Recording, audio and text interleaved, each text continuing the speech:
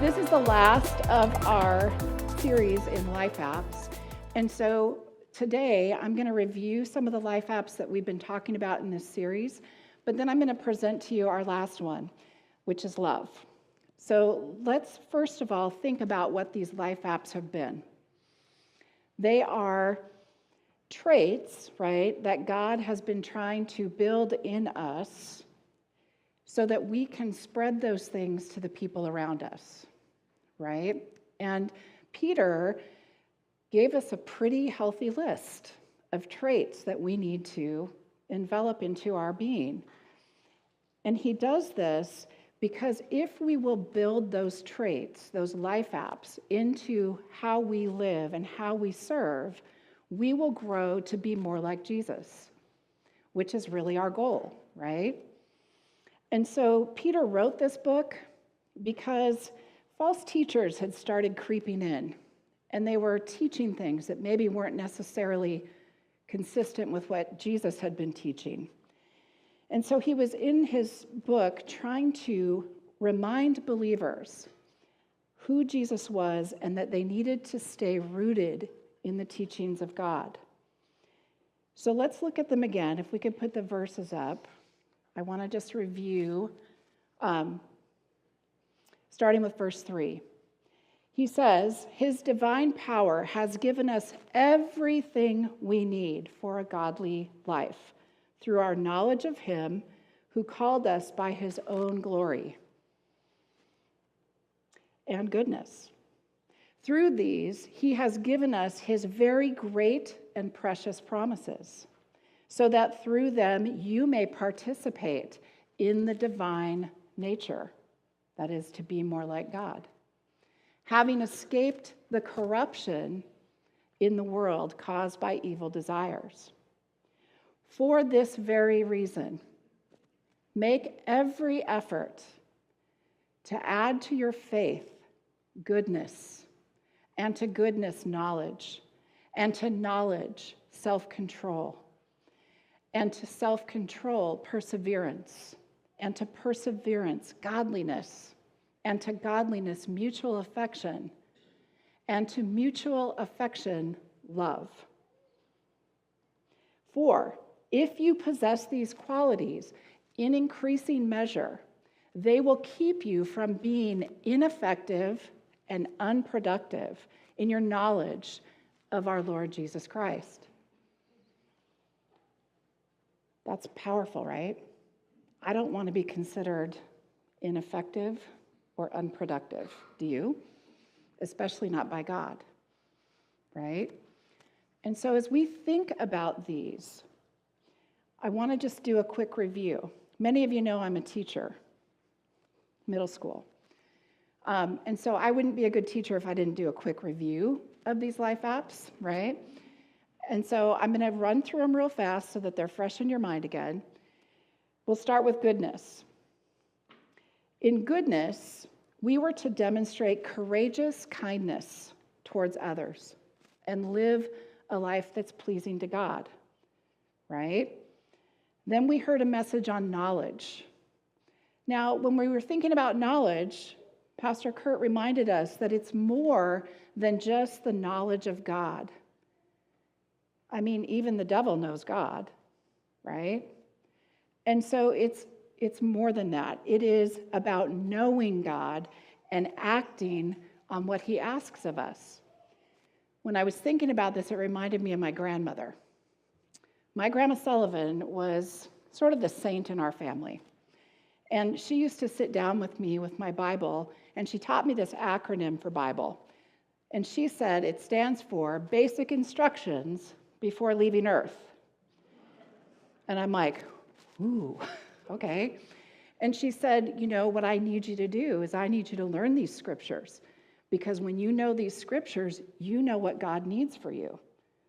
And she encouraged us to memorize some scriptures. She encouraged us to talk about them, and then even further, to apply them, right, to our everyday life. And so I'm really grateful because she is a person who really helped me understand the knowledge of God, right?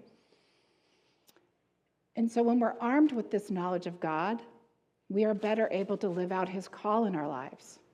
We all have one, right? And so we need to know what that is. Then we heard a message on perseverance. And in this, we have to hang in there, because is life sometimes hard? Anybody had a struggle? Right? And sometimes we really have to persevere, and we have to trust that God is going to give us what we need to endure whatever trial or issue is coming up, right? Then we heard self-control. I'm going to tell you that wasn't my favorite message, right? With self-control, Kurt talked to us about the fact that it's different than willpower. How many of you lack willpower? Think about the resolutions you might have made in January. Anybody still doing them? Right?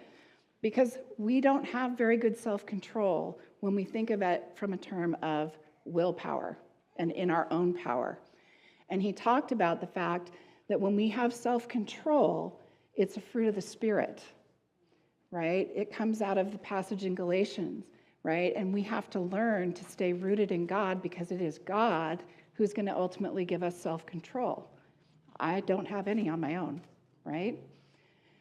Then we talked about godliness, okay? We are to have a spirit of humility, right? That is being godly. And Pastor Kurt talked about the passage of Jesus washing his disciples' feet on Maundy, Thursday. That's a pretty powerful image, right? And Pastor Kurt asked us to think about, who do we need to also wash the feet of? Who do we need to serve in that selfless, humble way? Then last week, Crystal talked about mutual affection. When we're talking about mutual affection, that is that love for each other as believers in Christ. And we do that by encouraging one another, by gathering in fellowship like we are today, and by doing real life together, right? That is what mutual affection is all about. And so I pray that each of these messages has had some sort of impact on you, that they've reached into you, and that you are working, and I am working on growing these traits and incorporating these life apps in everything that we do. But out of all the attributes that are in Peter's passage, the last one is love. And so that's the one I'm going to focus on today. Love is a major theme in the Bible. I looked up, because I had a question, I asked myself, I wonder how many times love is mentioned. Well, I just Googled it. I didn't go through and count, right? But it's over 500 times that love is mentioned in the Bible. So is love pretty important to God? Yeah, right? The Greek language has 4 different words for love. We're going to focus only on 2 of them. The first one is philia. Philia love is much like what Crystal was talking about last week. It's that brotherly love. You may have heard of Philadelphia, the city of brotherly love. They kind of borrowed that from philia because it's that affection that we have for other believers. It's often used in the New Testament, okay? And it's important, and we need to exercise it. But the type of love I want to talk about today is the Greek word called agape. And agape signifies a selfless, unconditional, sacrificial kind of love. And this is often the kind of love that God has for humanity. And it's challenging. And so I'm just going to be honest, as I was preparing this sermon, I had to do a lot of looking in the mirror. Like, yep, this is challenging. Really, God? First time I preach, you're going to make me do this? Okay, I'm up for it, right? But to love the way God asks us to is not easy. And so we're going to look today at some passages on love. I'm going to start in the Old Testament. And the first one I want to share with you is Deuteronomy 6:5. Love the Lord your God with all your heart, with all your soul, and with all your strength. That's a tall order. That pretty much means we are to love God with absolutely everything we have. In Deuteronomy 7:9, it says, "Know, therefore, that the Lord your God is God. He is the faithful God, keeping his covenant of love to 1,000 generations of those who love him and keep his commandments." So does God love for a long time? Does he quit on us? No, but he does ask us to love well, and we're going to talk about that. Then in Leviticus 19:18, it says, "Do not seek revenge or bear a grudge against anyone among your people, but love your neighbor as yourself. I am the Lord." Whenever he says that, "I am the Lord," it's a command. We are to love our neighbors as ourselves. When we get to Jesus' ministry in the New Testament, he reinforces all of these same things. In John 13:34, he says, "A new command I give you, love one another. As I have loved you, so you must love one another." He goes on to say in Mark 12:29-31, he's answering questions by the religious leaders. And he says this, "The most important one," answered Jesus, "is this. Hear, O Israel, the Lord our God, the Lord is one. Love the Lord your God with all your heart, with all your soul, with all your mind, and with all your strength. The second is this. Love your neighbor as yourself." And this is the line I think we really have to hear. "There is no commandment greater than these." So it boils down to, in my mind, we are to love God and we are to love people. And that's simple, but it's hard. Can we all agree that maybe we see examples every day of people not loving others well or at all? And so we as believers have a challenge in front of us. We have a command that we are to love God and love people. And so I ask myself, why? Why do we struggle so hard to love people well? And that brought me to Paul's letter to Corinthians. Maybe you're familiar with it. In 1 Corinthians 13, the whole chapter is about love. You've probably heard it at weddings, right? It's real popular at weddings. Love is patient, love is kind, right? All the things that we as new couples need to do. But Paul didn't write it for brides and grooms, right? That's not the purpose of his letter. He wrote it to the people at Corinth, to the believers in Corinth, who were way off track. They were an incredibly diverse group of people, and they were not being kind to one another at all. They were not living the love that had been taught to them. In fact, they had become a fragmented and contentious community. Does that sound familiar? Are we not living in a fragmented, contentious time? And so Paul knew he needed to correct them. He needed to help them get back on track. And I would say that his words are really relevant to us today because I think we also need to be pulled back on track in what love really is. So I want you to hear part of 1 Corinthians 13, 4-7. Love is patient. Love is kind. It does not envy. It does not boast. It is not proud. It does not dishonor others. It is not self-seeking. It is not easily angered. It keeps no record of wrongs. Love does not delight in evil, but rejoices with the truth.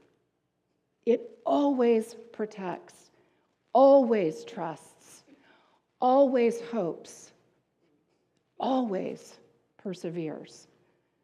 And I'd throw a little tag in there from verse 8, love never fails, right? And yet love fails all the time in the way we do it.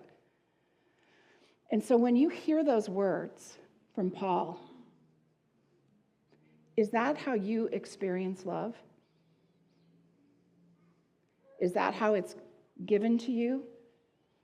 Is it how you give to others? I think we probably all have some areas in there where we're falling short. So I want to pull it apart a little bit and talk about each of them. Love is patient. How many of us struggle with patience? I know I do. I teach middle school. Come on. There's a lot of patience required in my job, right? And we live in a society, and I see this with my students, I see it everywhere, right? We live in a society that demands information right now, that demands instant gratification, that demands quick fixes.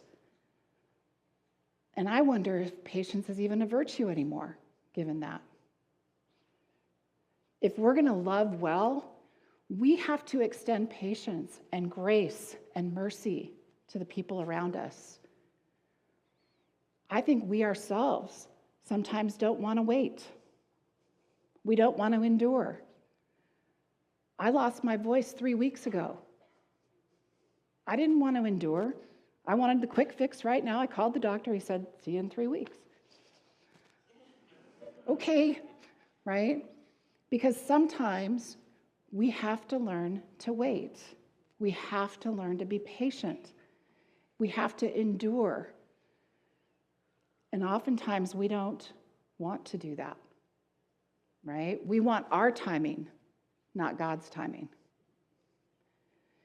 And so we also don't often listen to each other well. We're not patient enough to hear somebody's story, to hear how they've been affected by something. We make a lot of assumptions. And in fact, we've even become this canceling culture, right? Where I'd rather cancel you than learn to love you. I'd rather dismiss you, distance myself from you, rather than sit down over a cup of coffee and try to hear and understand you and exhibit patience, which is an act of love. In our Immerse Bible reading series, we've this year been in Kingdoms and Prophets. Wow, there's a lot of stubborn people in those books, right? And I would say Israel was really stubborn. And so am I. And so are you. I would say that the Israelites kept veering off track. And so do I. And so do you. But God shows patience to us. He doesn't just give up on us. He might get mad. We saw a little bit of that in Prophets. But he always has a plan because he loves us. And so if we are the beneficiaries of God's patience, we must also be patient with others. That is an act of love. Paul reminds us that love is kind. Do we need a little more kindness in our world? I think so. In my discipleship group, we're reading a book right now called Good and Beautiful and Kind by Rich Villodas. I highly recommend it if you haven't read it. In it, he says this: amid fracturing relationships, fraying societies, and tempestuous inner lives, we can and must find a way to live wholly, that's W-H-O-L-L-Y, to become daily a bit more good and beautiful and kind. This one's kind of easy, I think, in some ways. You've heard of random acts of kindness, right? I would say random acts and intentional acts of kindness are an easy go-to way for us to demonstrate God's love. It's not that hard to be kind to someone. It's a ripple effect, right? When you're kind to someone, then they might pay it forward and be kind to someone else, and God's love spreads. And so right now, I just want you to think right now about a person in your life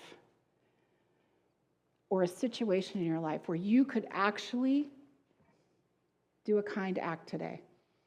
And more importantly, when we leave here today, go do it. Spread a little kindness. That's an act of love. So, now we get to kind of the harder part. Love does not envy or boast. It is not proud, and it does not dishonor others. Ouch. Right? Love can't happen from a spirit of wanting what other people have. That's envy, and envy is a sin, right? Love has to learn to be content and not always want what everybody else has.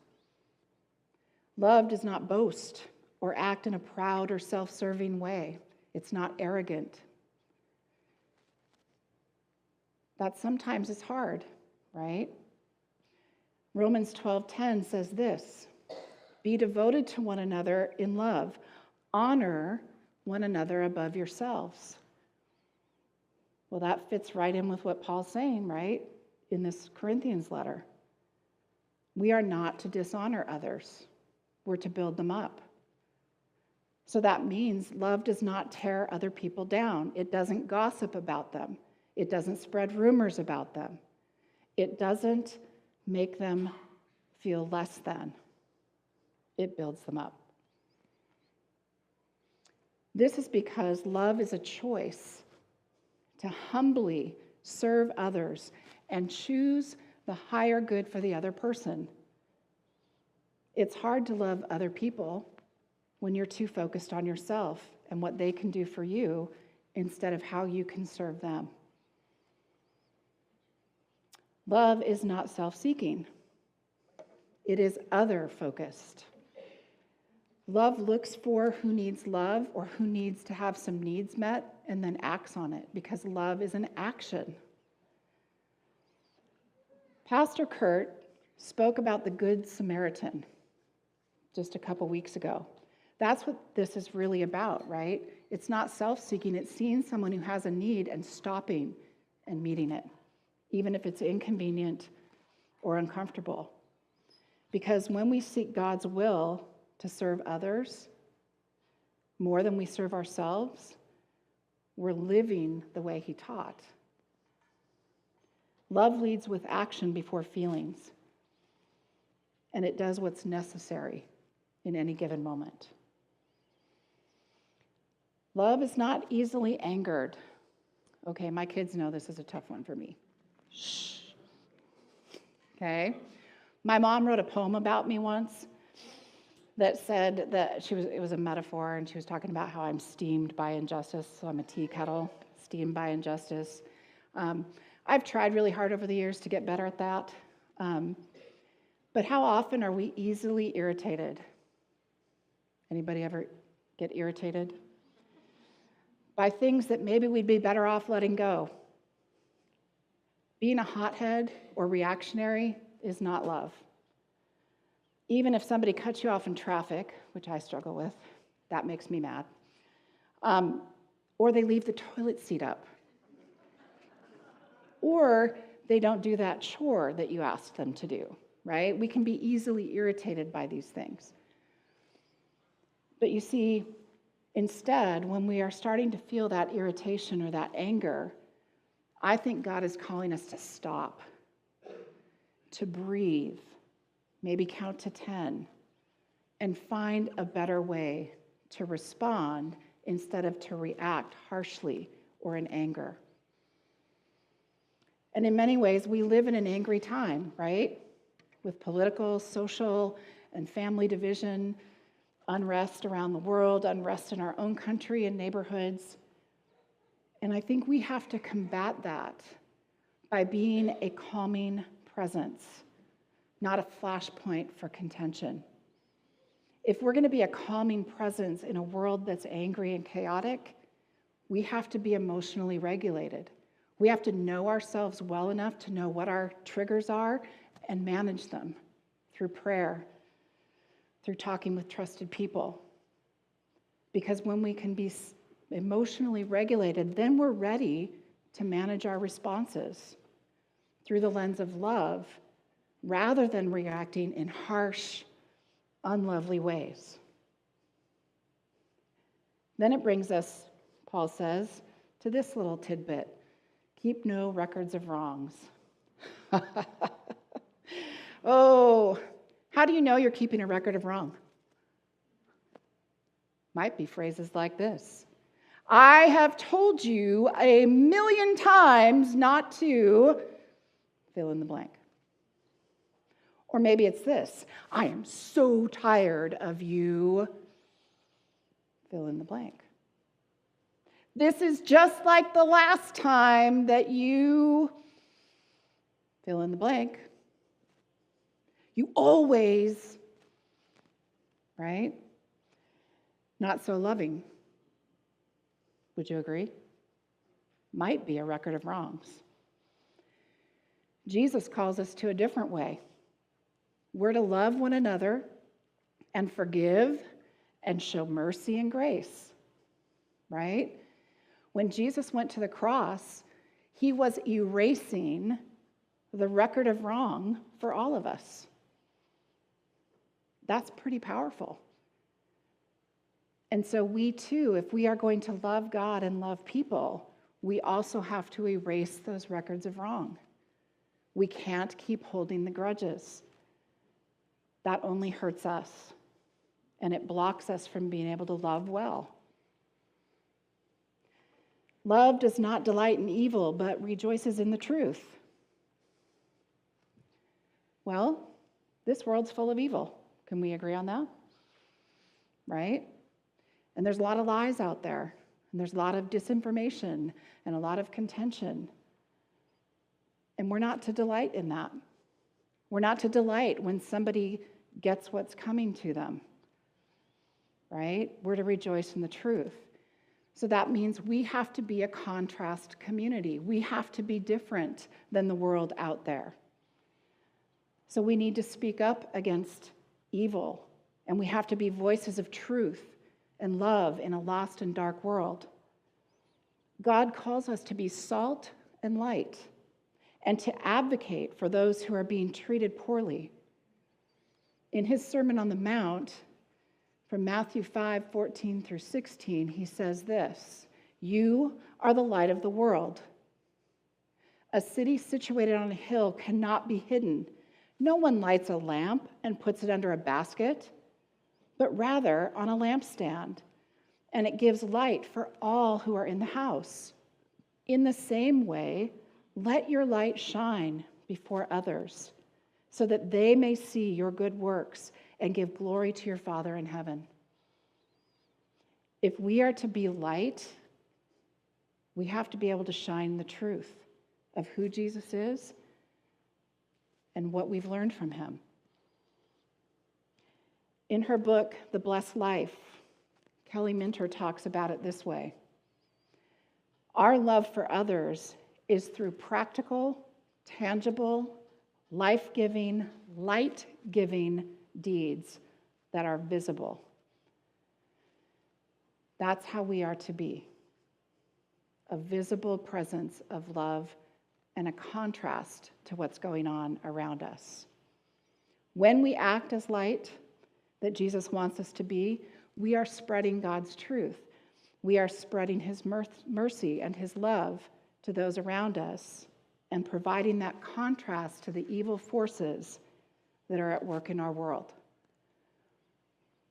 And finally, Paul says, love always protects, always trusts, always hopes, always perseveres. When we love God and we love people well, we will protect and defend those who need us. We will trust God to help us love even those who are challenging to us. Because you notice what he doesn't say? Just love the people who love you. Right? That's not what it says. We have to love through hope and perseverance, meaning that we don't give up on people and we don't give up on God. And so Paul's letter brings forth, I think, some of the most challenging kind of agape love. None of us are perfect at it. It's one of those things that we have to keep working on. We have to keep coming back to it. But if we're truly to live this life app of love, we have to remember these things. Number one, love is choosing the higher good for the other person, even if we don't want to, even if they don't deserve it. We still choose the higher good, because love is a choice and an action. It is a daily choosing to find ways to demonstrate patience, kindness, mercy in a world that desperately needs us. Choosing the higher good for the other person can also mean letting that person go. When my husband told me in 2020 that he was ending our 29-year marriage, I was devastated, and I really couldn't understand it. I prayed and I leaned into God. I leaned into my trusted friends, my counselor, my pastor, trying to figure this out. And what God finally told me was this: release. And I'm like, what? What do you mean release? You don't like divorce. I know. Release. And so he said, I need you to release him because what's wrong is something you can't fix. So you're going to release him to me. That was choosing the higher good. But it was painful, devastating. And 5 years later, I'm still recovering from that. But I know that I loved well in that moment, even though it was hard.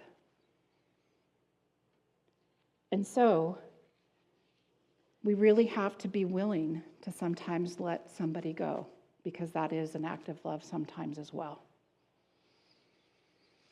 A second thing I want you to remember about love is that it's sacrificial. Just as Jesus made the greatest sacrifice, right, in dying for us on the cross, we must sacrifice in order to love others well. That might mean that we have to shift our priorities, that we might have to change our reactions. It might mean we change how we spend our time or how we view others in the light of God's love for everyone. Speaking from his Sermon on the Mount, Jesus says that we are to love and pray for our enemies. What? Right? He reminds us that God loves everyone, not just those who are lovable. We have to do the same. It takes personal sacrifice to lift an enemy up in prayer. It takes personal sacrifice to set our feelings aside, because you see, feelings is not what love is. Love is a verb, not a noun. And so, in our culture where people tend to lead with feelings, we hear and say things like this: well, I'll love them when they do right by me, then I'll do right by them, right? That's that transactional kind of love that we see all over the place. That is not what God designed. He asks us to love true agape love, regardless of how we feel. Not an easy thing to do. And I think we can only do it by staying connected to God, because then his love can flow through us. I'm going to say one caveat about loving sacrificially.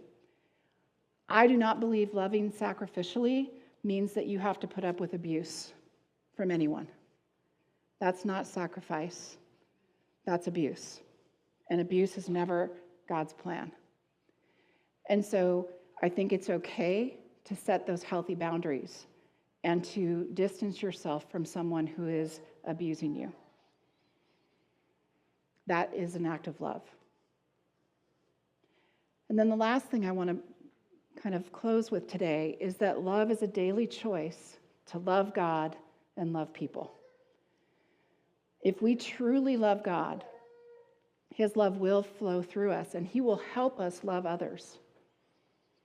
To love others and God unconditionally means that we have to stay rooted in him. in his word.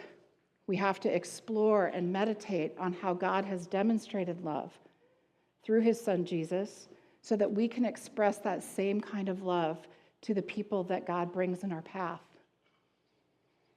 God chose to love us, and so we need to choose to love well.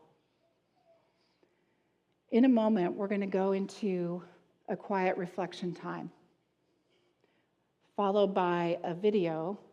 I'll tell you just a brief thing about the video. It's a song by Danny Gokey called Love God, Love People. And I was on my walk, and it's on my playlist. I was on my walk about a week and a half ago, and I had already started prepping this sermon.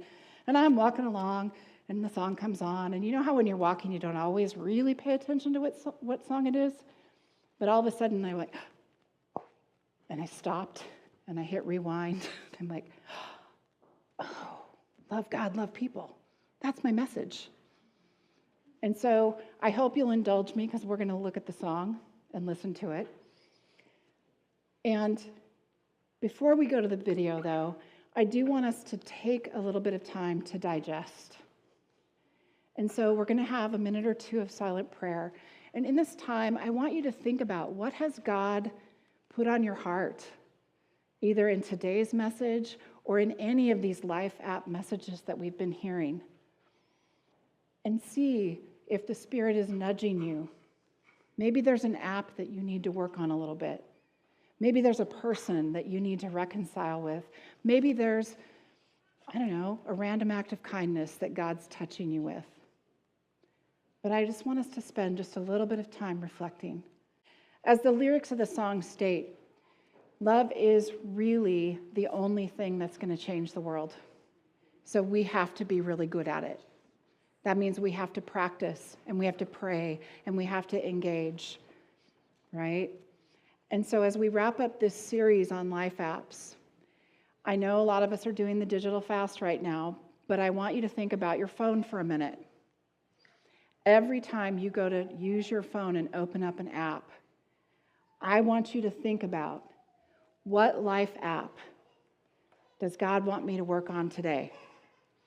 Is it one of the ones we've talked about, right? Is it goodness? Is it knowledge? Is it perseverance, self-control, mutual affection, love?